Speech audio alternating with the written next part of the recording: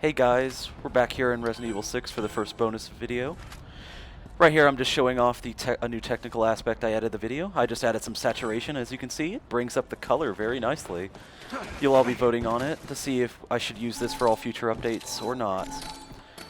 Also, you're going to be seeing some of Pier's gameplay here. Echo to HQ. We've encountered hostiles at Diamond 3. Moving into engage. So Pierce comes equipped with 2 weapons from the get-go. He has the HQ MPAF. It's called the Machine Pistol Accurate Fire. We can switch between single shot mode and automatic fire. And like I said before, he comes equipped with an anti-material rifle that also has a thermal scope.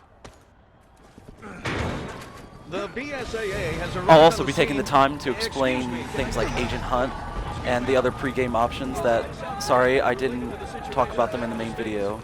So objective settings just helps you find a game easier, like serious players only, playing for fun, here for the story, looking for medals, that kind of thing. So there's also attack reaction, which just means your partner becomes a solid object to your attacks and gunfire. So any attack that would knock an enemy over knocks them over too. This also means they can block your shots, so be careful. bastards. I like to think Piers just called that guy a bastard and hates civilians in general. Head to the destination through the building on the 6 of Anyway. clubs. HQ to all teams. Check out this beautiful red lighting here. Remember anything here? Still trying to wrap my head around what I'm seeing here. So then there's the matter of Agent Hunt.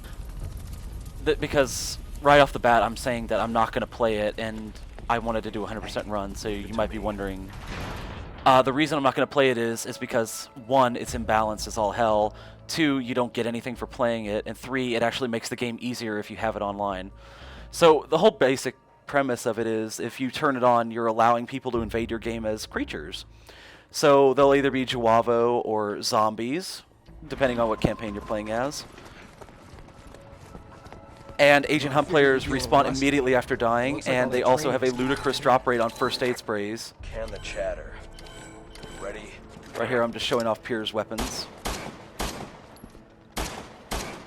I believe the MPAF is based off the UMP, but I hope there's a gun nut out there who will correct me on that. And for an anti-material rifle, I'll post in the thread what I think it looks like, because I can't remember off the top of my head, but it does look pretty familiar. Anyway, when it comes to Agent Hunt, yeah, I mean, you might think it's pretty cool to get invaded. Actually, I do think it's kind of nice, but most people nowadays are just exploiting and intentionally lagging themselves, and yes, that's possible. I know all about this game's netcode. It's possible for people to become immortal by timing their modem standby, too.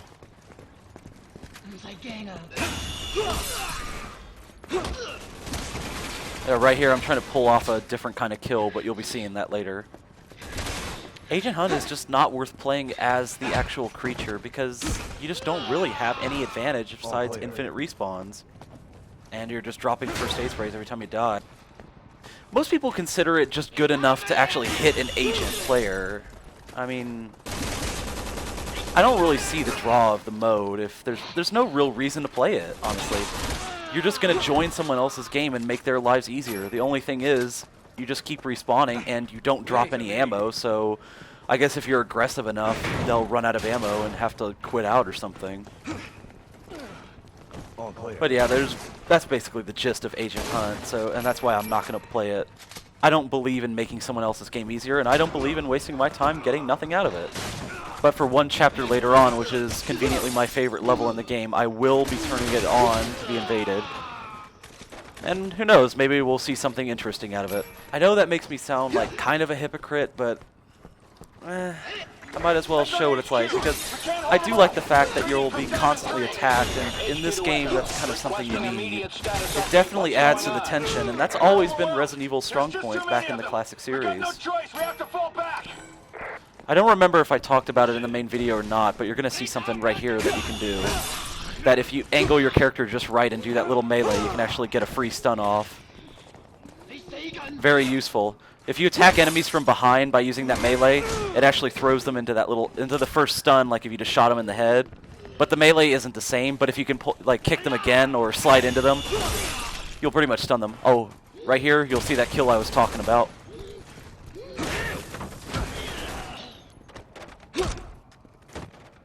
There are actually stealth mechanics in this game, and that right there was a stealth kill.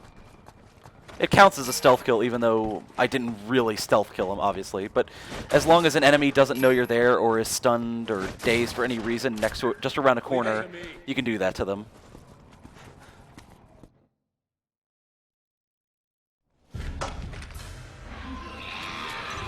Alpha HQ, we just witnessed the Juava mutation. Shoot it! Keep it back!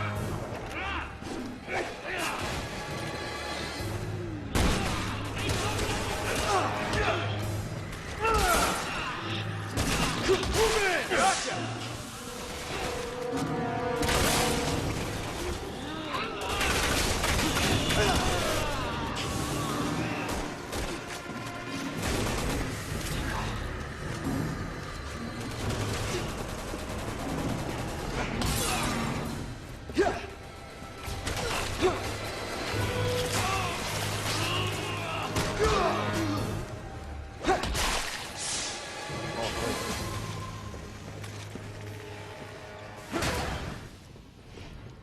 You two, stay here and tend to the wounded. HQ, Alpha team reporting. Leave it to I got me. 4 of us heading along Route 9er.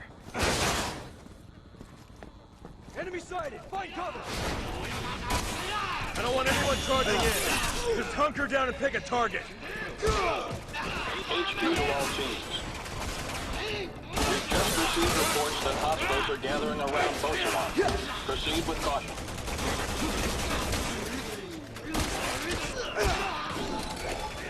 Here we are coming up on the partner separation moment from Pierre's point of view. Captain!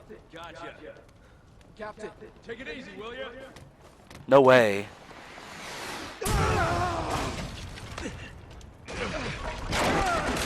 Captain! So, I mean, your first inclination might be to pull out the sniper rifle, but that's actually a bad idea, Save me there. especially if you don't know how to quick swap to bypass that bolt pull. Save your ass. So, since these guys are on a ledge, just shoot them once and they'll fall off, unless they're standing far back. And it still counts as kills for you. If enemies kill each other or die by other means, it still counts as a kill. That's one thing this game's really good about, is crediting you for the kills.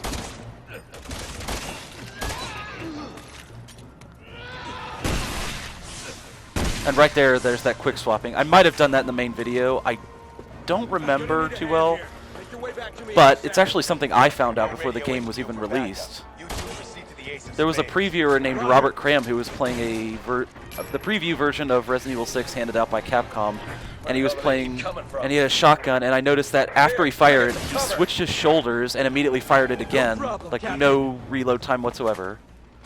So I posted about that after noticing it, and it spread from there. And then we could help Chris out here, but the AI is immortal, so why do that? The door's right there. And any kill the AI gets is going to be credited to me anyway, so like, who cares? Here I'm just pretty much demonstrating that when you go to a progress door, the AI's routines are all overwritten by one single objective, and that's to get there and help you open that door. So we can just rush Chris along right here. Gotcha. It's very important to keep yelling at them, otherwise they'll stop. Alpha needs to Or move maybe out they to Ace won't, of who Spades. cares? Can you relieve I just like yelling at people. I think I remember a video where someone says people like me who yell like this should die in a car fire. The AI will never sprint to these doors either, which is really frustrating and might even get me killed later on. Who knows?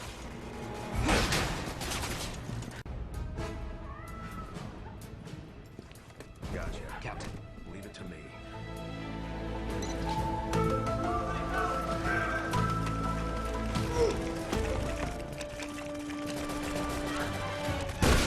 So since it happened at the end of the first video, I didn't get a chance to talk about the dying state. So here I am, I'm going to put myself into dying and show you what it's like.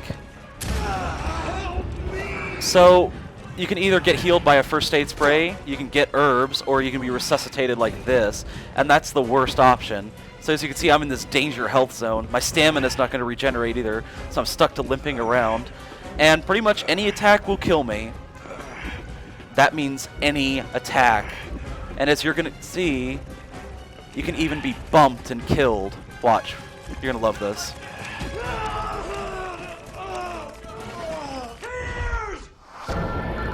Yeah. So enemies can run up on you when you're in that danger health zone and perform a special kind of scripted kill. So when that happens, you can't be saved. You're just gonna die, no matter what. I'm going in. Japanese logic right there.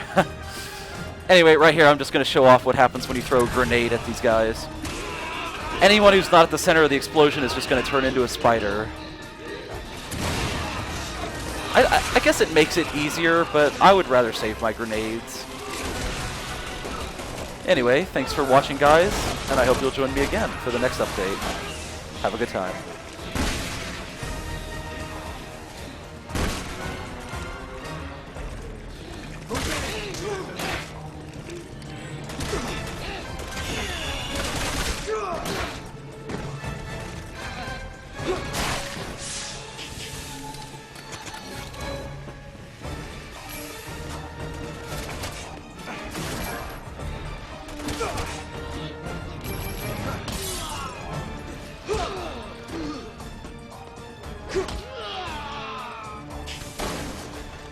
Clear.